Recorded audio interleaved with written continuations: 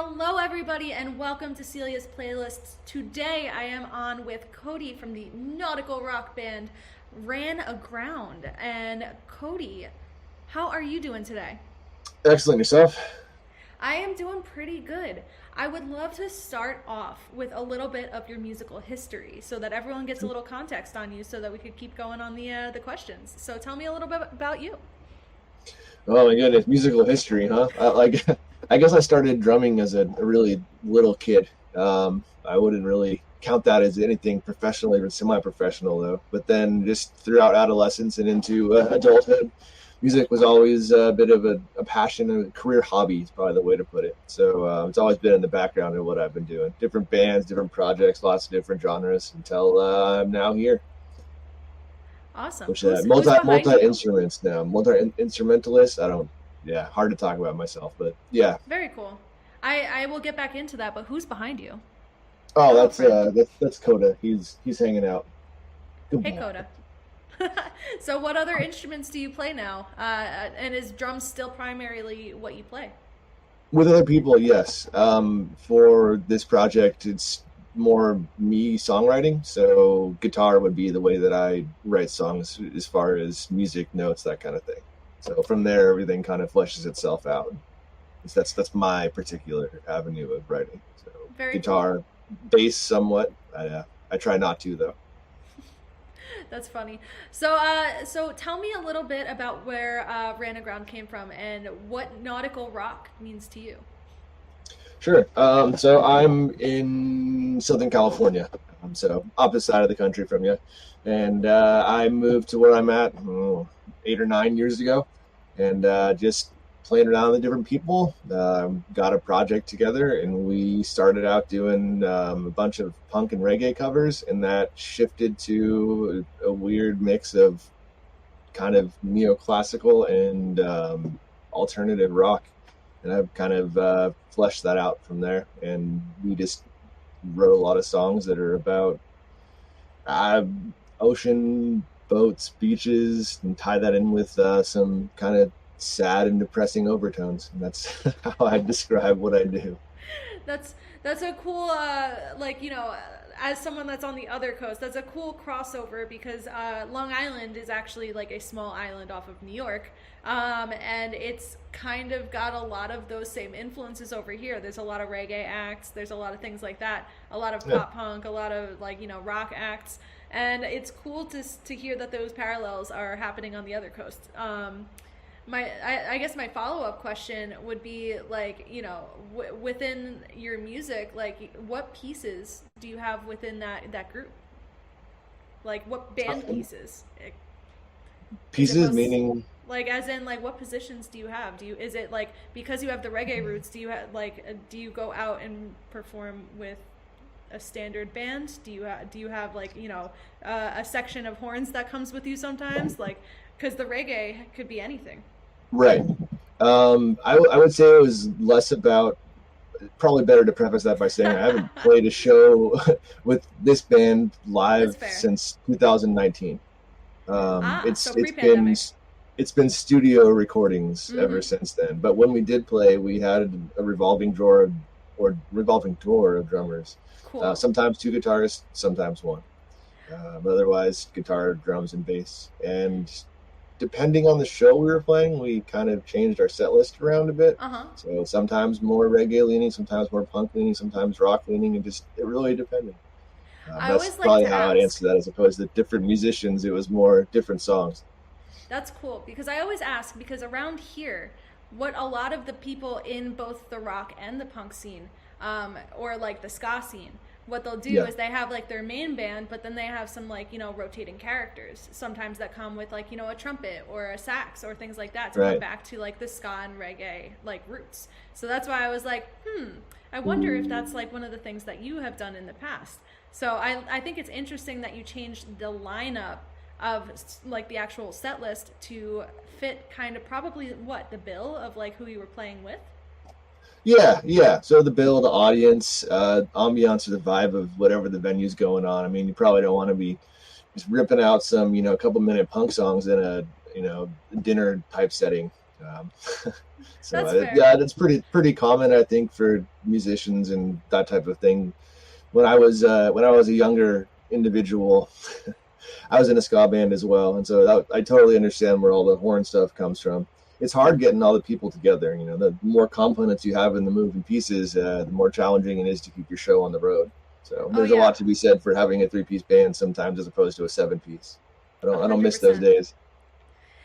I think that that is a really good point because like with a seven piece I've heard a lot of people be like I can't do a show because you can't get all seven pieces. Like Yeah, especially like the cover bands are really big on Long Island and like it's always like oh no are we gonna have like all of the parts or a full enough sound or all of whatever like I work with a ton of different people and that's always a concern which yeah. actually kind of brings me to my next question. So, like you said, you were doing that kind of stuff until 2019. Was Mhm. 2020 and COVID the kind of shift towards moving more towards a studio based project? Yeah, I wouldn't call it the impetus though. It just kind Mm-hmm. of played out that way. I Mm-hmm. I moved, just got tired of looking for a drummer to fill in the position that we had open, and since I had drummed for a very long time, I decided to just start writing. I was at home. Went back to school, so had time. Why not? I feel you. I feel you. So, I guess my follow up question to that is like, did you start out as more of like, a singer songwriter, or did you know like DAWs and things like that? Like, where did your transition kind of start? Because it's very different than the live music and tour life. Yeah, I never wanted to go the kind of studio recording route. It was never what was appealing about music to me. It's kind of ironic that I'm here now. It's been that way with everything that I've done in music for the most part. I started playing drums because no one in my friends group played drums. I started singing in bands because no one wanted to learn lyrics or sing. I played guitar because no one wanted to write songs. It was always a matter of fitting into part of the mold that needed to be done. So with the songs that I'd written for this band for Ran Aground, it was 7 years of playing with nothing getting recorded. So it was time. If I wasn't going to do it, no one was. That's fair. So how Yeah, did that process kind of go? Like, because you were wearing the artist hat and the producer hat and the recording artist hat, like, so sure. like how did recording those after probably years of evolution on stage go in I guess the recording process? It's the thing that was probably the most standout to me would be learning the different interplays between instrumentation, right? So I was playing guitar and singing mostly. I didn't pay terribly too much attention to what was going on with the bass and the drum parts. I mean, I did for cues and things like that and made sure it all worked. But recording's a different animal. When getting into the actual, what was happening in individual passages, whether you can get things quantized and all that kind of stuff, whether the keys are working, harmonies, that was a real eye-opening experience. It helped me musically, so I'm very grateful for that. Otherwise, like I said, it was never anything that I really planned on. And as far as the production goes, I was fortunate for the other recordings that I did up until most recently that I was working with a producer and engineer. If I had done it all alone, I don't know how I could have done that. So the people that do that, and power to you. That's not my path, at least not yet. Kind of gearing up to that. Been setting up a studio, so we'll see how that goes. I feel like people don't realize you could kind of like you can make music with you and a Scarlet. Like you can do it with Yeah, low entry. People think, oh, I need all of these preamps and I need all of these things and I need all of these microphones, but you yeah. really just need to start. Like, what did your initial setup look like? Was it just like a very bare bones setup, or did you kind of like go all out and like try and start from like a higher plane? Oh, you mean when I first started recording? Mm-hmm. Oh, years ago, I had a USB interface with a Mm-hmm. quarter-inch connection to a headphone microphone. And from Mm-hmm. there, I worked at a radio station for a while, so I did audio editing and production there. I upped my game a little bit. I kind of just dabbled in sound equipment and different interfaces for a while. So it's been a slow progression from something that wasn't meant to recording to something half decent. I mean, I do not have the equipment that a professional studio does, Yeah. and given the time and resources, I would 100% offload that workload to someone with more equipment and more skills than myself. I would much rather do the performance aspect of things, which kind I of goes back to your actually, question, right? Like, if I could get back on stage and do that as opposed to recording, mhm. I don't know. It's a flip of a coin. I like them both different. The expression that comes with both is nice in its own unique way. I feel like it's a different world in Yes, a different word. It's like, comparing them is like comparing apples and oranges. Like it's a whole different life and a whole different lifestyle. I So, think the way I'd put it, and what I've said to people that have asked, there's something about being on stage that's it can't be replicated. It's inimitable. Like the energy that comes, even if there's no one really paying attention, which happens a lot for a smaller band. It's it's the sense of accomplishment that you get to go and perform your art, your craft, and the things that you've created. Whether you're a cover band or not, you put time and effort into what you're doing, and people will appreciate that. I mean, at whatever level, even if it's just the venue having you come out, it's a sense of accomplishment. It's a great thing. it's I yeah, 100%, because you're also feeding off the audience in that time, and having people come together, especially for like a moment in time, is like something that you can't really replicate like you can on stage with, like, for Right. instance, like performing to a camera. Yeah. Well, that's the world these days, right? I mean, that's the world that I try and help people get past that mental block for sometimes, because like, Uh, I've worked with a lot of people that are like, I'm performing to a dead room. I'm like, yeah, but like, let's try XYZ and make it more comfortable for you on camera, you know? So that's there's a lot great. of interesting things that you kind of have to consider when you're switching from like a live show to like playing a set for like, I guess, an empty room, or like performing and recording yourself, for a studio recording, because I feel like it changes how you perform a little bit. Would you agree? Yeah, 100%. Especially, percent yeah, especially between, I guess, stage and performing for recording. So how does that run through your brain, and like the difference? I wouldn't even compare them, to be honest. Mm-hmm. Um, the performative aspect when you're recording, unless someone's filming you, is just not there. It's about nailing a take, right? Getting everything down in notes and every single articulation of whatever instrument you're playing. That's the nuances that come with that. You can be sloppy live, I mean, depending on who you are, what your band is, what you're doing, right? Degrees of sloppiness are acceptable, but you can't really get away with that so much when you're recording. And I would say that, I mean, playing live is about the show. It's about playing to where you are, whereas recording is very much playing into a piece of equipment, right? So big difference there. It's exactly what you said. Being able to play in a room.